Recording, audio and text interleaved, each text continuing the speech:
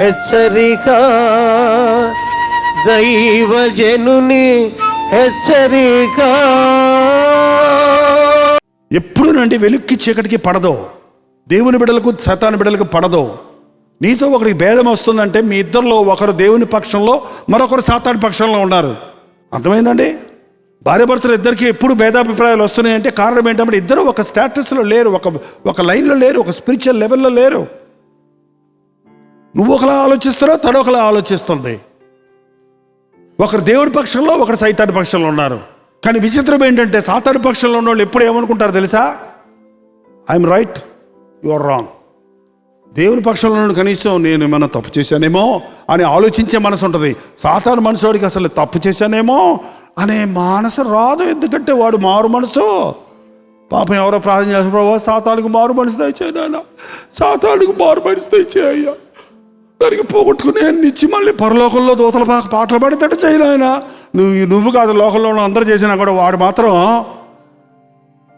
మనల్ని మారుస్తాడు, కానీ వాడు మారడు. మనల్ని మారుతాడు వాళ్ళలాగా.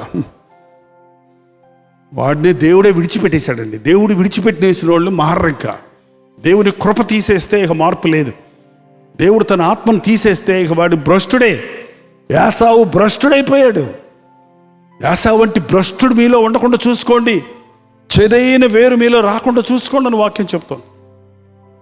పాపాత్ములు వ్యతిరేకంగా చేశారు. యేసు ప్రభువును ద్వేషించిన వాళ్ళందరూ ఎవరంటే పాపాత్ములు, సాతాను సంబంధులు. వ్యతిరేకించిన, చదవండి ఒకసారి చూద్దాం, మళ్ళీ ఒకసారి మనసులో పడాలి ఇది. పాపాత్ములు తనకు వ్యతిరేకముగా చేసిన తిరస్కారం అంతయు, అది వదిలేస్తే ఎలాగా ముఖ్యమైన మాట, వ్యతిరేకముగా చేసిన తిరస్కారము. తిరస్కారము తిరస్కారము ఒకటంటే ఇంకోటి అంటావు, ఇంకోటంటే ఇంకోటి అంటావు. తిరస్కారం, ఏక మనసు రాదు. ఇంకా వాదన. ఈ యోబు ఫ్రెండ్స్ పెట్టిన వాదన మీరు మొత్తం చదవండి. యోబు గ్రంథం ఇంటికి వెళ్ళి యోబు దానికి సమాధానం చెప్తున్నాడు. ఆయన మళ్ళీ వాదిస్తున్నాడు, ఆయన మళ్ళీ చెప్తున్నాడు, ఆయన మళ్ళీ వాదిస్తున్నాడు. ఆయన వాదిస్తారు కొంతమంది. నేనే తెలియగలండి, నాకే అన్ని తెలుసు, నీకేం తెలియదురా. బాధలో ఉన్నోడి దగ్గరికి వెళ్ళి వాదించమంటే తెగ వాదిస్తారు. చులకన కదా, చులకన బాధల్లో ఉన్నోడిని చూస్తే అది దేవుని మనసు కాదు. యేసు ప్రభువును తలంచుకోడు. నువ్వు బాధలో ఉన్నప్పుడు మనుషుల మీద వాళ్ళ మూలన వచ్చాయి బాధలు, వీళ్ళ మూలనే వచ్చాయి బాధలు అనొద్దండి. నేను బైబిల్ కాలేజీలో ఉన్నప్పుడు, నేను బైబిల్ కాలేజీకి వెళ్తే నేను ఏదో పెద్ద క్లాసెస్ తీసుకుంటానని వెళ్తే నేను చీపురు కట్టి ఇచ్చారు మొదట. ఆ తర్వాత ఉప్పుడు బియ్యం అన్నం ఒక అలా కరెక్ట్గా కొలత కొలిచి పెడతారు. వంకాయలు కూర, అంత కూర, 20 గ్రాముల నూనె 20 మందికి, 20 గ్రాముల నూనె 20 మందికి.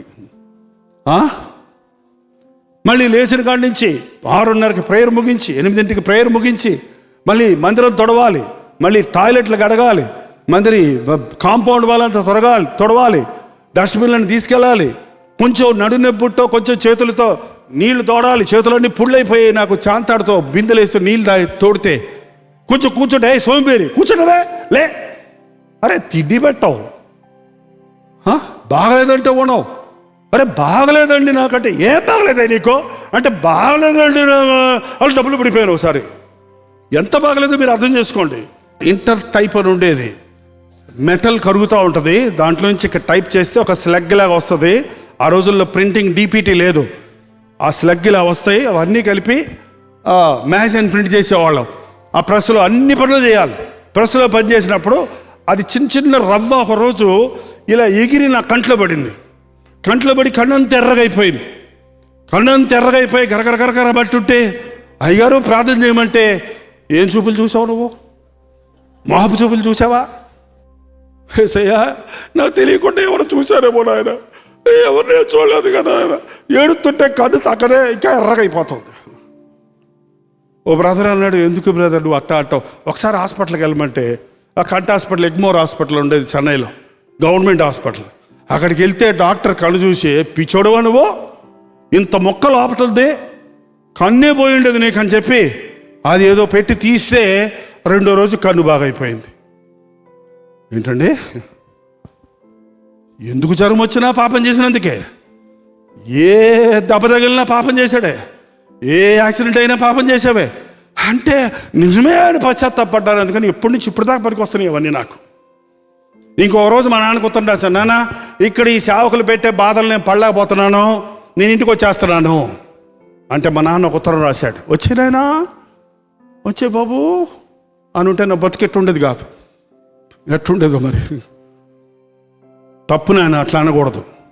దేవుని సేవకులు బాధ పెడుతున్నారు అనొద్దు. దేవుడు అనుమతిస్తున్నాడు అని ఒప్పుకో. నీకు ఎవరు ఎన్ని బాధలు పెట్టినా దేవుడు అనుమతిస్తే కానీ ఆ బాధ నీకు రాదు. దేవుడు అనుమతిస్తున్నాడని నమ్ము. యోసేపును గుర్తు చేసుకో, యోసేపుని జ్ఞాపకం చేసుకోయా. దేవుడు నన్ను చెడుతనం గురించి మా తల్లిదండ్రులు చెప్తే చివరికి నన్ను ఇలా ఐగుప్తికి అమ్మేశారే, నా సొంత బ్రదర్స్ నన్ను ఇక్కడ తీసుకెళ్ళి పడేశారే, నేను బానిసరైపోయా, నేను ఏడ్చుకుంటూ గిన్నెగలిగాడా, ఏడ్చుకుంటూ పొలం పని చేశాడా, ఏడ్చుకుంటూ ఇంట్లో పని చేశాడా? ఏంటండి, దేవుడు అతనికి తోడుగున్నాడు కాబట్టి అతను ఆ శ్రమల తర్వాత దేవుడు సింహాసనం ఇస్తాడు.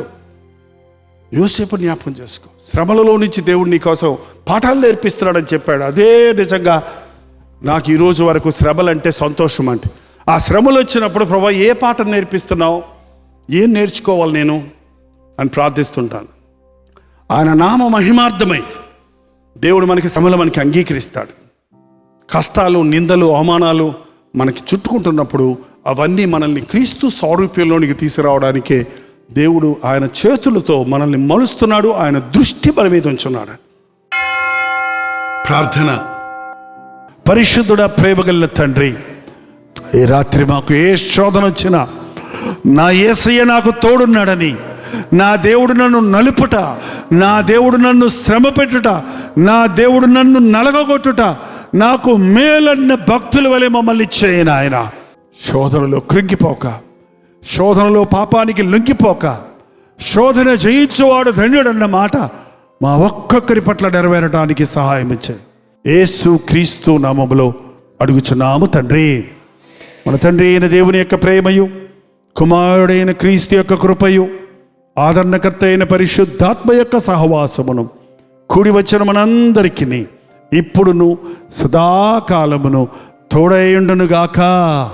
ఆమేన్, ఆమేన్, ఆమేన్.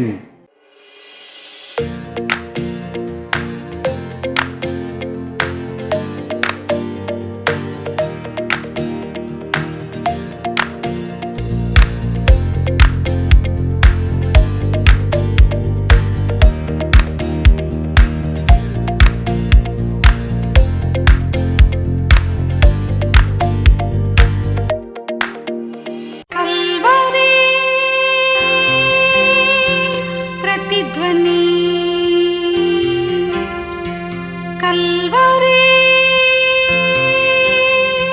ప్రతిధ్వని